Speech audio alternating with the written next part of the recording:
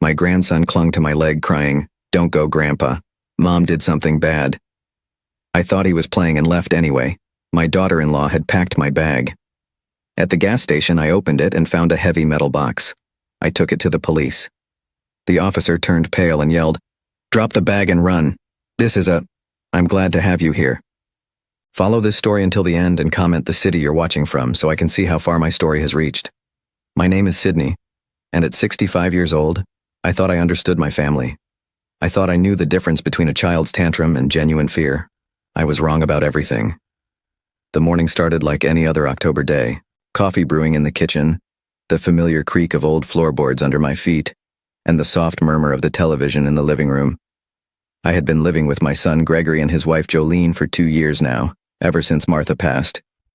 It wasn't the retirement I had planned, but grief has a way of reshaping all your expectations. I was folding clothes in my bedroom when Alan burst through the door. My 8-year-old grandson's face was flushed red, his small chest heaving like he had run a marathon. The sight stopped me cold. "Grandpa, you can't go," he said, his voice high and strained.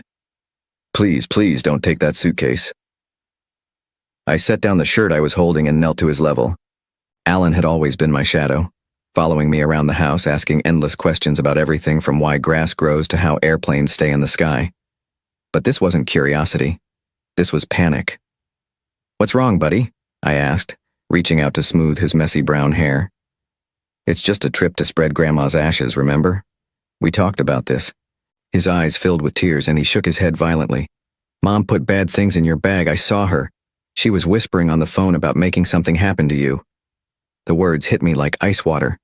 I glanced toward the doorway, half expecting Jolene to appear, but the hallway remained empty. Alan grabbed my arm with both hands, his fingers digging into my skin. "Grandpa, I'm not lying. She was talking to someone about making you go away forever." Before I could respond, Jolene's voice drifted down the hallway.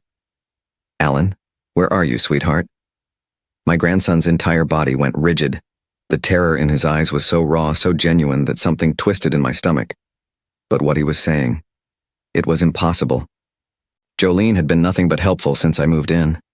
She cooked my favorite meals, reminded me to take my medications, always asked about my day. "Alan, honey, there you are." Jolene appeared in the doorway, her blonde hair perfectly styled, wearing that patient smile she always had when dealing with her son. "What are you doing bothering Grandpa, Sydney?" "He's not bothering me," I said quickly, standing up. "He's just worried about my trip." Jolene's smile tightened slightly. "Oh, Alan's been having such terrible anxiety lately. Haven't you, baby?" She moved closer, placing her hand on Alan's shoulder. I felt him flinch under her touch. "The doctor says it's completely normal for children his age," she continued, her voice taking on that practiced tone she used when discussing Alan's recent behavioral changes. "Sometimes they create elaborate stories when they're feeling overwhelmed." Alan looked up at me, his eyes pleading. "Grandpa, I'm not making stories. I heard her on the phone last night. She said, 'Alan, that's enough.'" Jolene's voice was sharp now, though she kept her expression pleasant. "You know what we talked about regarding your imagination. Dr. Patterson said these episodes would pass if we don't encourage them." Episodes. The word sat wrong with me. 3 months ago, Alan had been a normal, happy kid. Then suddenly there were doctor visits, new medications, hushed conversations between Gregory and Jolene about behavioral issues and anxiety disorders. I watched as Jolene knelt down and pulled a small pill bottle from her pocket. "Time for your morning medicine, sweetie." "I don't want it," Alan whispered, but he was already reaching for the pill she placed in his palm. "It helps with the worried feelings, remember?" Jolene's voice was saccharine sweet as she handed him a glass of water. "Dr. Patterson says you need to take it every day so the scary thoughts go away." Something about the way she said scary thoughts made my skin crawl. I watched Alan swallow the pill with the resigned compliance of a child who had learned that resistance was futile. "There's my good boy," Jolene said, kissing his forehead. "Now, why don't you go play in your room while Grandpa finishes packing? And remember what we discussed about bothering people with silly stories." Alan nodded, but his eyes never left mine. As he walked past me toward the door, he whispered so quietly I almost missed it. "Please don't go, Grandpa. Something bad will happen." Then he was gone, leaving me alone with Jolene in the heavy silence that followed. "I'm so sorry about that," Jolene said, her voice returning to its normal, concerned tone. "The medication takes a while to work, and until then his imagination just runs wild." Gregory and I are doing everything we can to help him through this difficult phase. I nodded slowly, but something felt off. The timing bothered me. Alan's problems had started right around the time I mentioned wanting to take this trip to scatter Martha's ashes. You know, Jolene continued, moving toward my open suitcase on the bed. I was thinking I should help you pack. Men never remember the important things, and it's supposed to rain where you're going. That's kind of you, but I can manage, I said, stepping closer to my bag. But Jolene was already rearranging my clothes, her movements quick and efficient. Nonsense. It's the least I can do. You've been so good to us, letting us take care of you after Martha's passing. She folded my sweaters with practiced precision. Besides, I want to make sure you have everything you need for such an important trip. I watched her hands move through my belongings, organizing and reorganizing. Something about her eagerness made me uncomfortable, but I couldn't pinpoint why. She had always been helpful, maybe too helpful. Sometimes I felt like I was living in her house rather than contributing to the family. There, she said finally, zipping the suitcase closed with a satisfied smile. All packed and ready to go. I even added some extra snacks for the drive. Thank you, I said, though the words felt hollow. She checked her watch. Gregory should be home from his business trip tonight, but he said to tell you to drive safely. He wishes he could be here to see you off. Gregory had been traveling more frequently for work lately. At least that's what Jolene told me. He always seemed to be leaving just when I needed to talk to him, always too busy for the long conversations we used to have. I missed my son, missed the easy relationship we'd had before I moved in with them. I should get going, I said, lifting the suitcase from the bed. It felt heavier than I remembered, but I attributed that to Jolene's extra snacks. As I walked toward the front door, I could hear Alan in his room. Not playing, not laughing, just an eerie silence that seemed to permeate the entire house. I paused at his doorway, seeing him sitting on his bed, staring at his hands. Bye, buddy, I called softly. I'll be back in 3 days. He looked up at me, and for a moment I saw something in his expression that I would replay in my mind for weeks to come. It wasn't sadness or even worry. It was resignation. The look of a child who had tried to warn someone they loved and had been ignored. Bye, Grandpa, he whispered. I love you. Those words followed me to the car, where Jolene stood waiting with a bright smile and a thermos of coffee for the road. As I drove away, I caught a glimpse of Alan's face in his bedroom window, pressed against the glass, watching me leave. If I had listened to him that morning, if I had paid attention to the fear in his eyes instead of dismissing it as childhood anxiety, everything that happened next could have been avoided.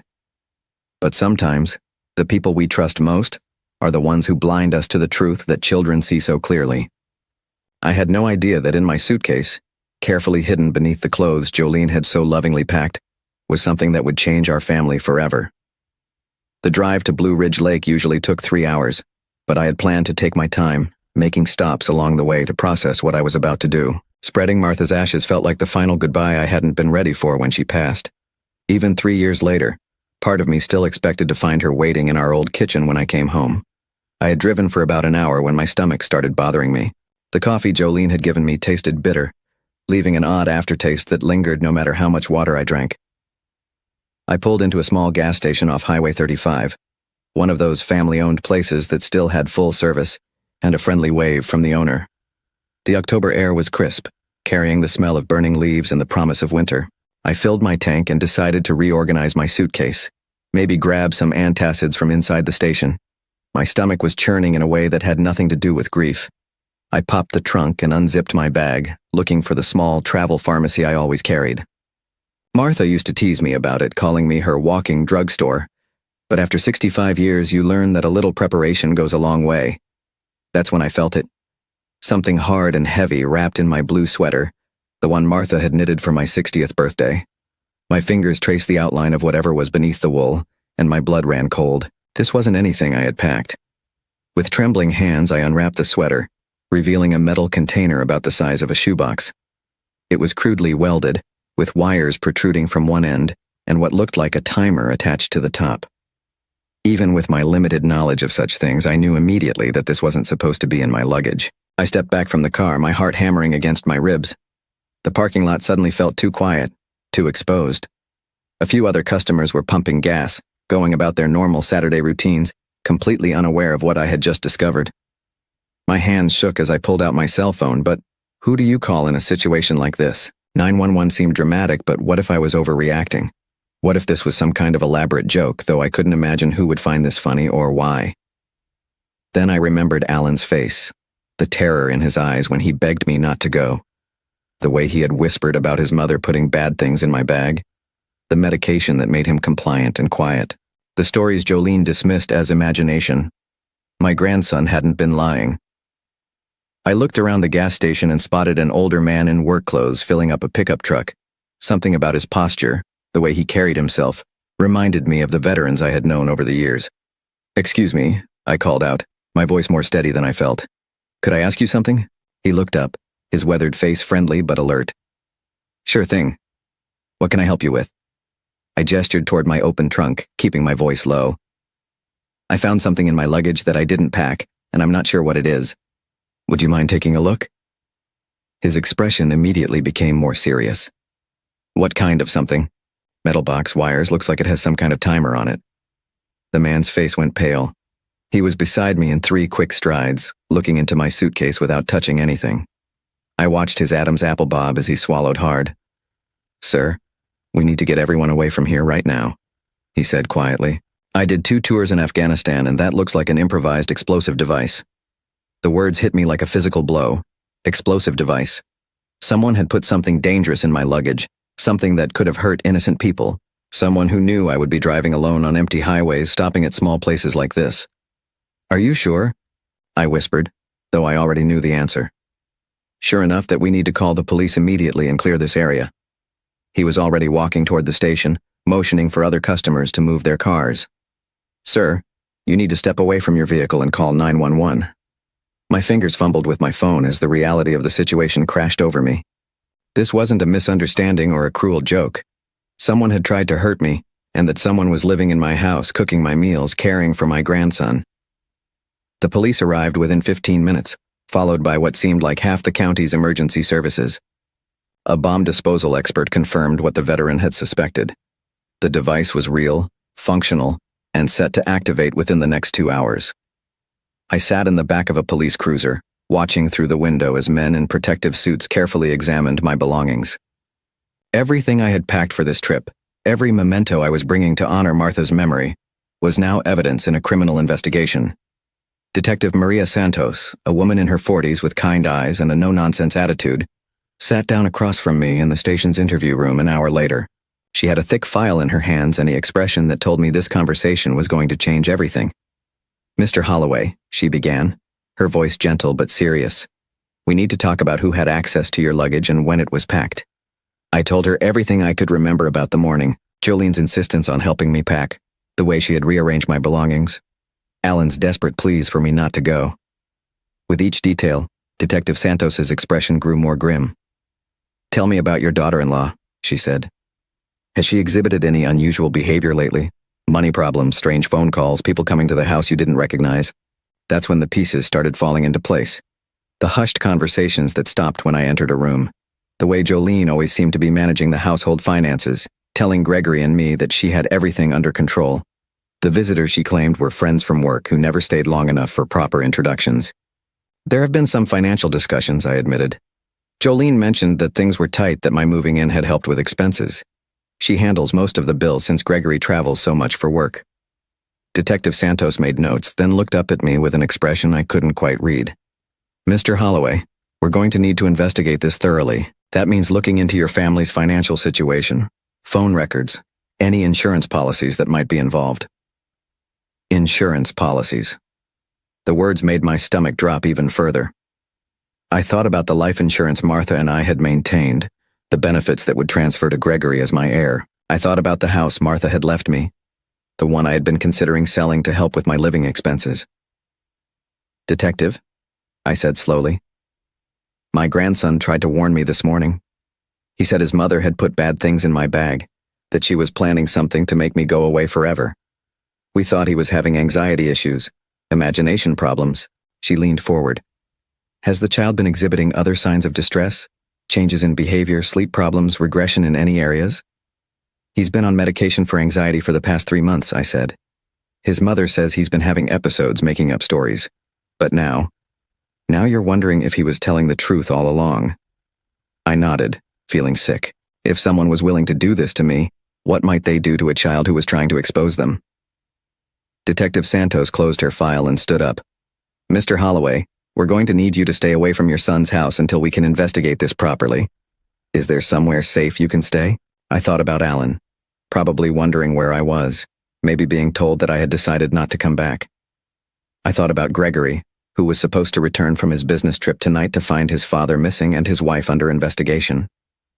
But mostly I thought about my brave little grandson who had tried to save my life and hadn't been believed by the one person who should have protected him. Detective, I said, my voice stronger than it had been all day. I want to help you catch whoever did this, and I want to make sure my grandson is safe. She nodded. We're going to do everything we can, Mr. Holloway, but I need you to understand that this investigation is going to turn your family's life upside down.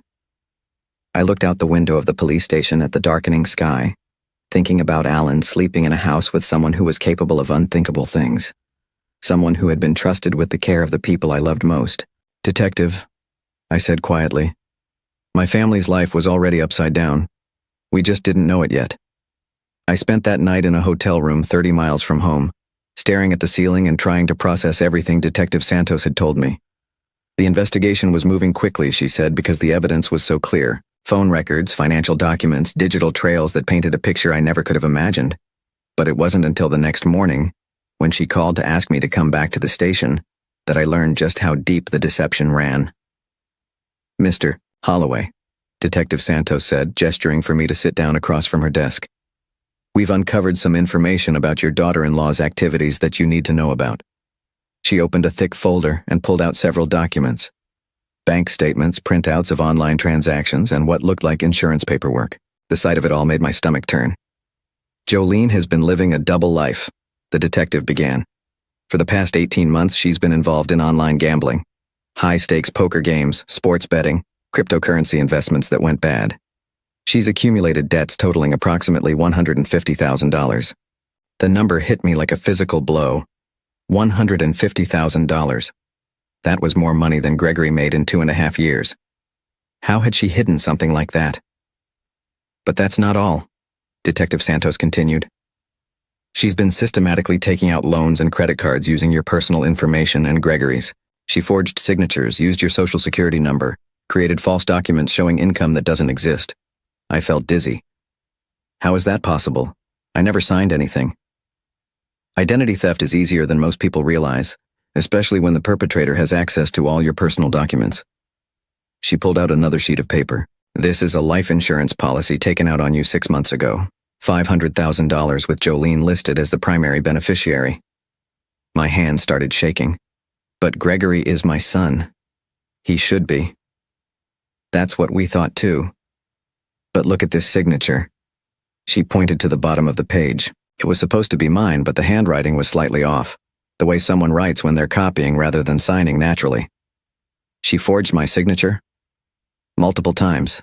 Insurance policies, loan applications, even a will that would have superseded any existing estate planning you've done. Detective Santos leaned back in her chair. Mr. Holloway, if her plan had worked, Jolene would have inherited everything. Your pension, your wife's life insurance payout, the house Martha left you, everything. I thought about Martha's house, the little blue cottage we had shared for 37 years. The one I had been considering selling to help with expenses, to contribute more to Gregory and Jolene's household. The house that held every memory of my marriage, every moment of happiness I had built with the woman I loved. There's more, the detective said gently. We've been monitoring phone calls and discovered that Jolene has been in contact with several individuals with criminal backgrounds. Loan sharks, essentially. People who don't accept late payments or excuses. You mean she borrowed money from dangerous people? Exactly. And when she couldn't pay them back, they started threatening her family. Your family. Detective Santos pulled out a transcript of a phone call. This conversation took place 3 nights ago, the night before you were supposed to leave for your trip. I read the words on the page, and each one made me feel sicker. I told you I'll have the money by Monday. No, I can't get it from my husband. He doesn't know about any of this. Yes, I understand what happens if I don't pay. I have a plan, okay? There's going to be an accident this weekend, and the insurance will cover everything. She was planning to use I couldn't finish the sentence. Yes, and she had been setting up the situation for months, isolating you from your son, making sure Gregory was traveling more frequently, establishing a pattern of your declining mental health. What do you mean, declining mental health? Detective Santos pulled out medical records. Jolene has been taking Alan to a psychiatrist, claiming that you've been having episodes of confusion, memory loss, inappropriate behavior around the child. She was building a case that you were becoming unstable, possibly dangerous. The room started spinning. But that's not true. I've never. We know.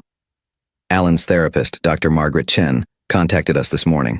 She said she had been concerned about the inconsistencies in Jolene's reports versus what she observed during her sessions with Alan.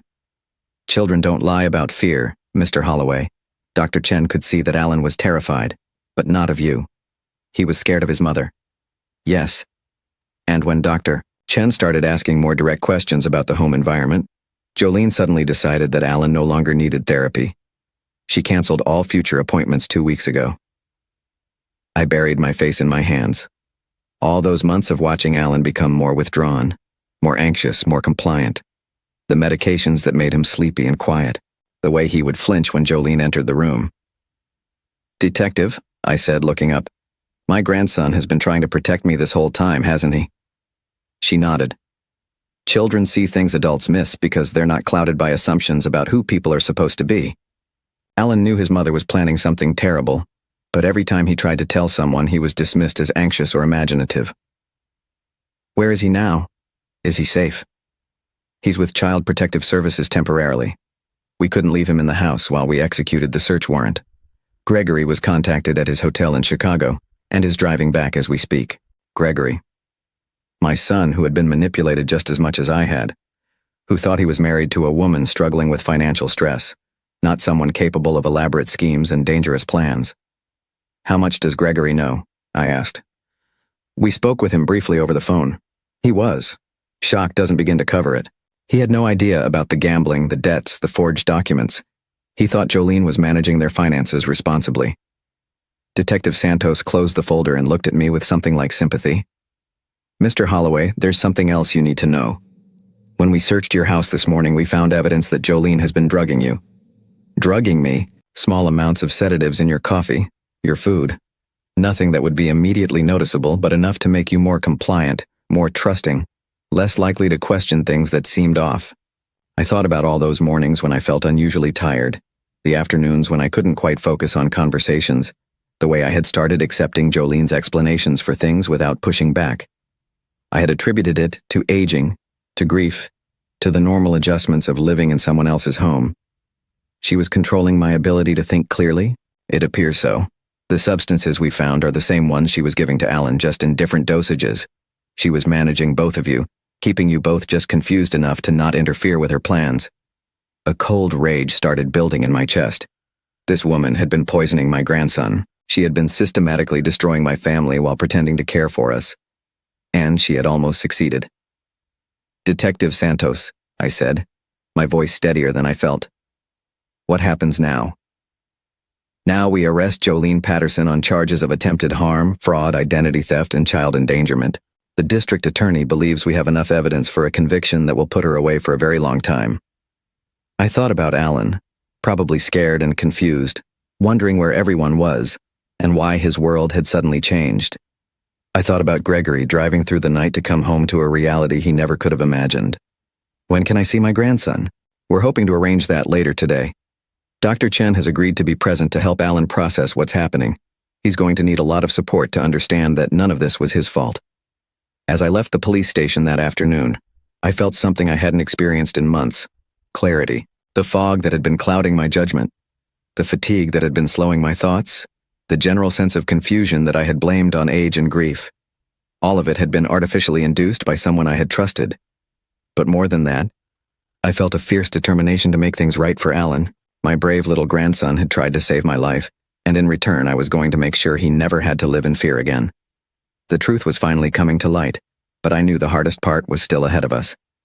Rebuilding trust, healing trauma, and helping a child understand that the world could be safe again when the people who were supposed to protect him had failed so completely. Alan had been the guardian of my innocence, and now it was my turn to guard his. The Child Advocacy Center was nothing like I had expected. Instead of sterile government offices, it looked more like someone's comfortable home, with soft couches, warm lighting, and children's artwork on the walls. Dr. Margaret Chen met me at the entrance, a gentle woman in her 50s with kind eyes behind wire-rimmed glasses. "Mr. Holloway," she said, extending her hand, "Alan has been asking for you constantly. He's been very worried about whether you're safe." The words broke something inside me. Even after everything he had endured, my grandson's first concern was for my well-being. How is he? Has he been able to sleep? He's been anxious, but not in the way his mother described in our previous sessions. This is situational anxiety, completely normal given what he's been through. The child I've been working with these past few months is nothing like the troubled boy Jolene depicted. Dr. Chen led me down a hallway lined with cheerful artwork. "I need to prepare you for what you might see and hear today. Alan has been carrying some very heavy secrets, and now that he feels safe to tell the truth, everything is going to come out." She paused outside a door painted to look like a rainbow. "He's been drawing pictures while we've been talking. Sometimes children express things through art that they can't say with words." When the door opened, Alan looked up from a small table where he was coloring. The moment he saw me, he dropped his crayon and ran across the room, throwing his arms around my waist and holding on like he was afraid I might disappear. "Grandpa, you're okay. You didn't get hurt." He buried his face against my shirt and I could feel him trembling. I knelt down to his level and looked into his eyes that seemed older than they should have been for an 8-year-old boy. "I'm fine, buddy. And you were so brave to try to warn me. You probably saved my life." Alan's lower lip quivered. "I tried to tell you, but nobody believed me. Mom said I was making up stories again." "I believe you now," I said, smoothing his hair back from his face. "I'm sorry I didn't listen the first time. Can you tell me what you saw? What made you so scared?" Dr. Chen settled into a chair nearby, her presence calming and reassuring. Alan looked at her, then back at me as if making sure it was really okay to talk. "Mom has been doing bad things for a long time," he said quietly. "She talks on the phone when she thinks I'm sleeping, but I hear her. She was always angry about money and saying mean things about you and Daddy." "What kind of mean things?" Alan's voice got even smaller. "She said you were too old and taking up space. She said Daddy was stupid and didn't know how to handle money. She said if you weren't around anymore, everything would be easier." I felt my jaw clench, but I kept my expression neutral. "When did you first hear her say things like that?" "A long time ago. Maybe after Christmas last year. She started having people come to the house when Daddy was traveling. Scary people who talked loud and made her cry." Dr. Chen leaned forward slightly. "Alan, can you tell your grandfather about the pictures you've been drawing?" Alan nodded and went back to the table, returning with a stack of drawings. The first one showed our house, but there were dark figures standing outside. The second showed a woman who looked like Jolene talking on a phone while a small figure, presumably Alan, hid behind a doorway. But it was the third drawing that made my blood run cold. It showed a car on a road, and there was an explosion drawn in bright red and orange crayon. "Mom was on the phone talking about making something happen to your car," Alan said, his voice barely above a whisper. "She said there would be an accident, and then the money problems would be solved." "Did she know you could hear these conversations?" Alan shook his head. "I was good at being quiet, but sometimes she would catch me listening, and that's when she would get really mad. She said I was imagining things and that I needed medicine to make the bad thoughts stop." Dr. Chen spoke up. "Alan, can you tell your grandfather about the medicine?" "It made me sleepy all the time," Alan said, "and it made it hard to think about things. Mom said it would help me not worry so much, but I was worried because I knew she was planning to hurt you." I thought about all those afternoons when Alan seemed unusually drowsy, when his normally bright personality seemed dimmed. I had assumed it was normal childhood development or adjustment to having me in the house. "The medicine made it harder to tell people what I heard," Alan continued. "Like the words would get stuck in my head and I couldn't make them come out right. That's why Mom liked it when I took it." "What about your daddy? Did you ever try to tell him what you heard?" Alan's face fell. "Daddy was never home anymore, and when he was home, Mom would be really nice and act normal. She would cook special dinners and be happy, and Daddy would say how lucky we were to have such a good mom." The manipulation was staggering. Jolene had been orchestrating every interaction, controlling every narrative, making sure that Alan's attempts to communicate the truth would be dismissed as childhood anxiety or the side effects of medication. "Alan," I said gently, The morning I left for my trip, you tried so hard to warn me. That was incredibly brave. I saw her putting something in your suitcase, he said. Something heavy that she wrapped up in your sweater. She was being very careful with it, like it was dangerous. And I heard her on the phone that night saying, "It's all set for tomorrow. Why didn't you try to take it out of my suitcase?" Alan looked down at his hands. I tried, but she caught me. She said if I ever went through people's things again, she would send me away to live with strangers. She said you and Daddy wouldn't want me anymore because I was becoming a bad kid who tells lies. The cruelty of it was breathtaking. Jolene had isolated Alan emotionally just as thoroughly as she had isolated me mentally. She had made him afraid to trust his own perceptions, afraid to seek help, afraid that telling the truth would result in losing the people he loved most. "Alan," Dr. Chen said softly, "you know now that none of that was true, right? You're not a bad kid, and you don't tell lies. You were trying to protect your grandfather." He nodded, but I could see the uncertainty still lingering in his eyes. The damage Jolene had done would take time to heal. Just then, there was a knock on the door. Dr. Chen stepped out for a moment, and I could hear quiet voices in the hallway. When she returned, she was followed by Gregory. My son looked like he had aged 5 years overnight. His usually neat hair was disheveled, his shirt wrinkled from the long drive, and his eyes were red-rimmed with exhaustion and shock. But when he saw Alan, his face crumpled with relief. "Alan," he said, his voice breaking. "Oh, buddy, I'm so sorry." Alan ran to his father, and Gregory scooped him up in a fierce hug. "Daddy, I tried to tell people, but nobody believed me." "I believe you now," Gregory whispered. "I believe every word, and I'm never going to let anyone hurt you or Grandpa again." Gregory looked at me over Alan's head, and I saw something in his expression that I had missed for months. Clarity. The fog of manipulation had lifted for him too, and he was seeing our family situation with fresh eyes. "Dad," he said, his voice thick with emotion, "I'm so sorry. I should have seen what was happening. I should have protected both of you." "You couldn't have known," I said. "She fooled all of us." But even as I said it, I knew that wasn't entirely true. Alan had known. Children have an intuition that adults often lose, an ability to sense danger even when they can't articulate what they're feeling. Dr. Chen cleared her throat gently. "I think this is enough for today. Alan has been very brave, and he needs some time to process everything that's happening.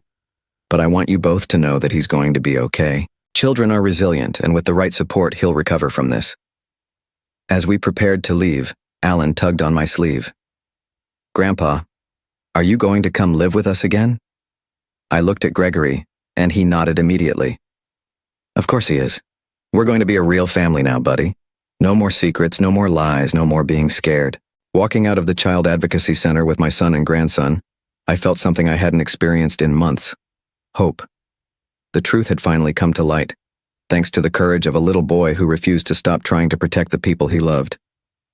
Alan had saved my life, but more than that, he had saved our family, and now it was our turn to save his childhood, to give him back the security and innocence that had been stolen from him by someone who was supposed to love and protect him. The arrest happened on a Tuesday morning. I wasn't there to see it, but Detective Santos called to let me know that Jolene had been taken into custody at her workplace, a small accounting firm where she had been embezzling money for the past 8 months. Even there, surrounded by numbers and financial records, she had been living a lie. Gregory, Alan, and I were staying at my old house, Martha's house, the little blue cottage that Jolene had tried to claim through forged documents. It felt strange being back in the rooms where Martha and I had shared 37 years of marriage, but it also felt like coming home. Alan had taken immediately to the place, exploring every corner with the curiosity that had been suppressed for so long. "Grandpa, why do you have so many pictures of Grandma Martha?" he asked that morning, standing in front of the mantel where dozens of photographs chronicled our life together. "Because she was the most important person in my world," I told him, "and now that she's gone, the pictures help me remember all the happy times we had." Alan studied one particular photo, Martha and me on our 25th wedding anniversary, both of us laughing at something I couldn't even remember now. "Do you think she would have liked me?" The question broke my heart. "Alan, she would have loved you more than anything in the world. She always wanted grandchildren."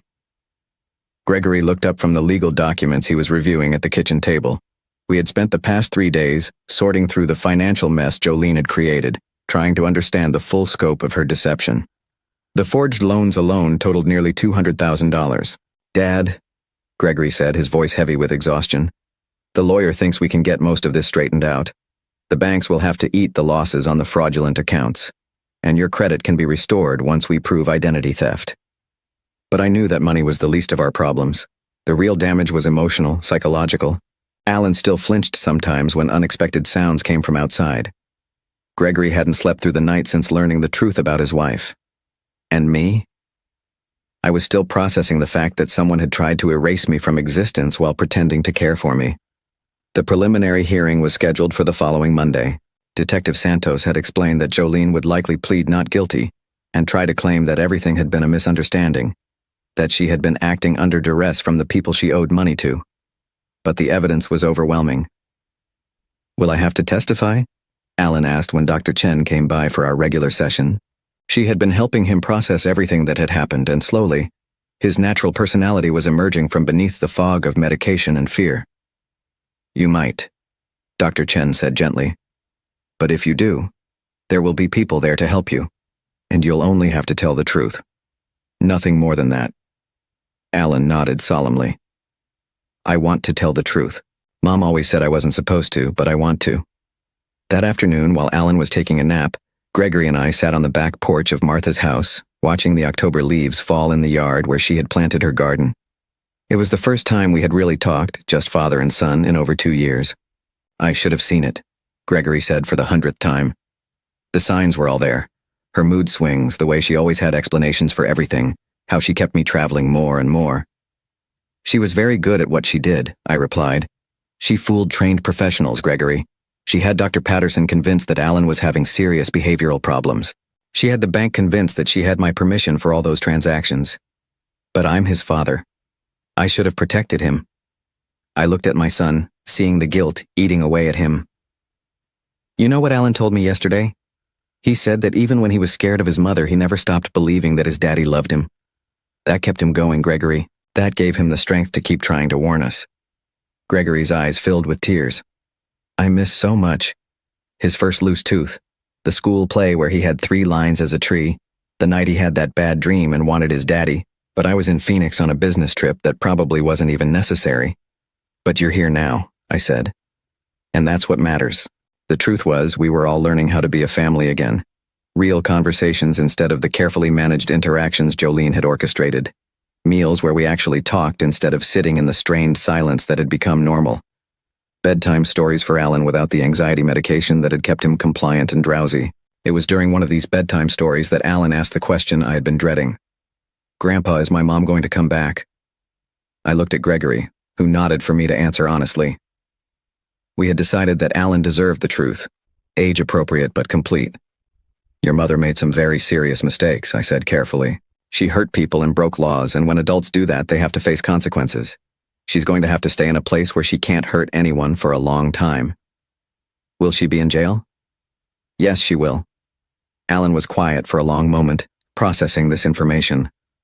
Finally, he said, Is it bad that I'm not sad about that? No, buddy, it's not bad. You're allowed to feel however you feel.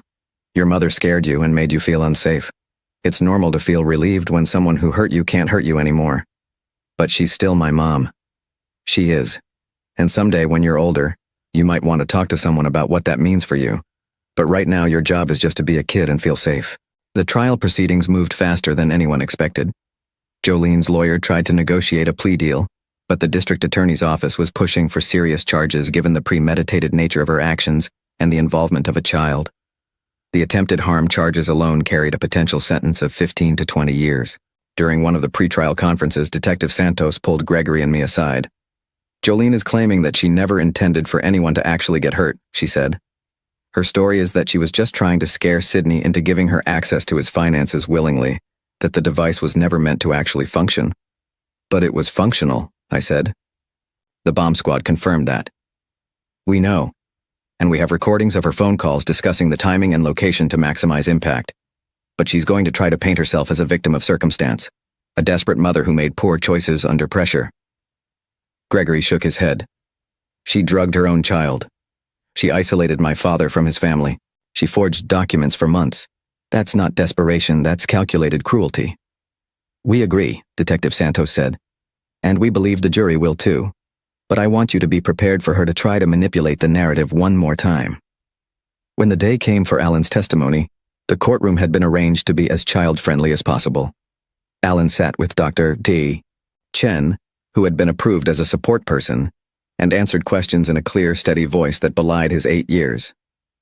"Alan," the prosecutor asked gently, "when you tried to warn your grandfather not to go on his trip, what did you think would happen if he didn't listen?" "I thought my mom would hurt him," Alan said simply. She had put something dangerous in his suitcase and she was talking on the phone about making sure he wouldn't come back. "Were you afraid of your mother?" "Yes. She gave me medicine that made me sleepy and made it hard to think. She said if I told people the things I heard her saying, nobody would believe me because I was just a little kid with problems." From across the courtroom, I could see Jolene sitting with her lawyer, her expression carefully composed. She looked like any suburban mother, well-dressed and concerned. But I knew now that appearances meant nothing. The most dangerous people often looked the most normal. The verdict came back after 2 days of deliberation. Guilty on all major charges, Jolene was sentenced to 18 years in prison with the possibility of parole after 12. She would also be required to pay full restitution for the financial fraud, though the lawyer explained that we would likely never see most of that money. As we left the courthouse that final day, Alan slipped his hand into mine. "Is it over now, Grandpa?" "Yes, buddy, it's over. And for the first time in almost a year, I believed that was true. Jolene's hold over our family was broken, her ability to manipulate and control was gone, and we were finally free to rebuild our lives based on truth instead of lies." The healing would take time, I knew. Alan would need ongoing therapy to process the trauma of living with someone who had used his love and trust as weapons against him. Gregory would need to forgive himself for not seeing what was happening, and I would need to learn to trust my instincts again, to believe in my own perceptions instead of doubting everything I thought I knew. But we had something Jolene had tried to destroy: each other. And with that foundation, I believed we could build something stronger than what we had lost. 1 year later, I stood in the kitchen of Martha's house, our house now, watching Alan help Gregory make pancakes for Sunday breakfast. It had become our tradition, this weekly ritual of chaos and laughter that bore no resemblance to the quiet, tense meals we had shared when Jolene was orchestrating every interaction. "Grandpa, Dad's putting chocolate chips in the batter again," Alan announced with mock disapproval, though he was grinning from ear to ear. "It's Sunday," Gregory defended himself, flour dusting his shirt. "Sunday pancakes are supposed to be special." Alan had grown 3 inches in the past year and gained back the bright curiosity that medication had dulled. His laugh came easily now, and the shadows that had lived behind his eyes were gone. Dr. Chen said his recovery had been remarkable. But I knew the truth. Children heal when they feel safe, and Alan finally felt safe. Gregory had changed too. He had quit the traveling sales job that had kept him away from home so much, a job that Jolene had encouraged him to take to keep him away from what was really happening in his own house. Now he worked for a local construction company, home every evening for dinner and bedtime stories. "Dad," he had said one evening a few months after the trial, "I want Alan to grow up knowing that his father is present, not just providing. I miss too much already." We had all learned to be present in ways we never had before. Real conversations over meals. Alan's homework spread across the kitchen table while Gregory and I helped with math problems and spelling words. Family movie nights where we actually watched the movie instead of sitting in separate rooms with our own screens. The house itself had been transformed too. Alan's artwork covered the refrigerator and hallway walls. His bicycle was permanently parked in the garage next to the fishing poles we used for our Saturday morning trips to Miller's Pond. Gregory had built a workshop in the basement where he restored old furniture, and Alan helped by holding tools and asking approximately 1,000 questions per hour. "Are we really going to live here forever?" Alan had asked one evening while we were reading together in Martha's old rocking chair. "Do you want to?" I asked. "Yeah, it feels like home now. Home." It was a word that had lost meaning during those months when we were all walking on eggshells, when normal family interactions felt strained and artificial. But somehow, in rebuilding our relationships from the ground up, we had found something better than what we had lost. The financial recovery had taken longer than the emotional one. It took 8 months to clean up the fraudulent accounts and restore my credit rating. The house Jolene and Gregory had been renting was sold, and Gregory had moved permanently into Martha's house with me and Alan. At 66, I was learning what it meant to be not just a grandfather, but an active parent figure again. "It's like having my childhood back," Alan told Dr. Chen during one of his final therapy sessions, "but with better snacks. We had maintained the Saturday sessions even after Alan no longer needed them for trauma processing. Dr. Chen said it was important for him to have a neutral space to talk about his feelings, and I thought it was important for him to know that mental health support was normal and healthy, not something to be ashamed of. The anniversary of Jolene's arrest passed quietly. We didn't mark it or discuss it, but I think we all felt the weight of how different our lives had become in just 12 months. Alan was thriving in school, making friends easily, and bringing home stories of playground adventures and classroom jokes. Gregory was coaching Alan's little league team and attending every school event he had missed during the years of business travel. And me? I was learning to trust my instincts again. When something felt off, I paid attention instead of dismissing my concerns. When Alan seemed upset about something, I listened instead of assuming he was being dramatic. When Gregory looked stressed, I asked direct questions instead of hoping someone else would handle it. We had learned, all three of us, that family members don't have to manage each other's emotions or walk around each other's sensitivities. We could be honest about our feelings, even the uncomfortable ones. I still get angry sometimes, Alan told me one evening while we were working on a jigsaw puzzle. About Mom and what she did. That's okay, I said. Anger is a normal feeling when someone hurts you. Dr. Chen says it's okay to be mad at someone and still love them at the same time. Dr. Chen is right. You can love your mother and still be angry about the choices she made. Those feelings don't cancel each other out. Alan nodded thoughtfully, fitting a puzzle piece into place. I think maybe I'll write her a letter someday. Not now, but when I'm older, and I know what to say. That sounds like a good plan. We had received 2 letters from Jolene during her first year in prison. Gregory had read them first, then decided they were manipulative attempts to rewrite history and hadn't shared them with Alan. She was seeking sympathy, painting herself as a victim of circumstances beyond her control, and suggesting that she had been trying to protect the family from financial ruin.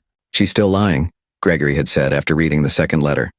Even now, even after everything, she can't take responsibility for what she did. I wasn't surprised. People who are capable of the level of manipulation Jolene had maintained don't suddenly develop insight and accountability just because they face consequences, but her inability to change didn't affect our ability to heal. On the second anniversary of Martha's passing, Alan helped me plant a small garden in the backyard. We chose flowers that bloomed at different times throughout the year, so there would always be something beautiful growing in the space Martha had loved. Do you think Grandma Martha would be proud of us? Alan asked as we patted soil around the bulbs that would become daffodils in the spring. I looked at our little family, Gregory building a tree swing in the old oak tree, Alan with dirt under his fingernails and joy in his eyes, the house alive with warmth and laughter again. I think she would be amazed by how strong and brave you are, I told him, and I think she would be proud that we found our way back to each other. That evening, after Alan was asleep and Gregory was reading in the living room, I sat in Martha's rocking chair and thought about the journey that had brought us to this place. A year and a half ago, I had been a lonely widower living in someone else's house, slowly losing my sense of self under the influence of drugs I didn't know I was taking. Alan had been a frightened child whose attempts to protect his family were dismissed as behavioral problems. Gregory had been a man so manipulated that he couldn't see the truth about his own wife and son. Now we were something none of us had expected to become. A family unit that worked. Not perfect, not without occasional disagreements or difficult moments, but honest, and safe, and real. Alan's courage had saved us all. His refusal to stop trying to warn me, even when it cost him dearly, had ultimately exposed the truth that set us free. He had been the guardian of my innocence, protecting me from dangers I couldn't see. And in return, Gregory and I were determined to guard his childhood and make sure he never had to carry such heavy burdens alone again. As I prepared for bed that night, I found a note Alan had left on my nightstand. Grandpa, thank you for listening to me when it mattered. Love, your grandson Alan.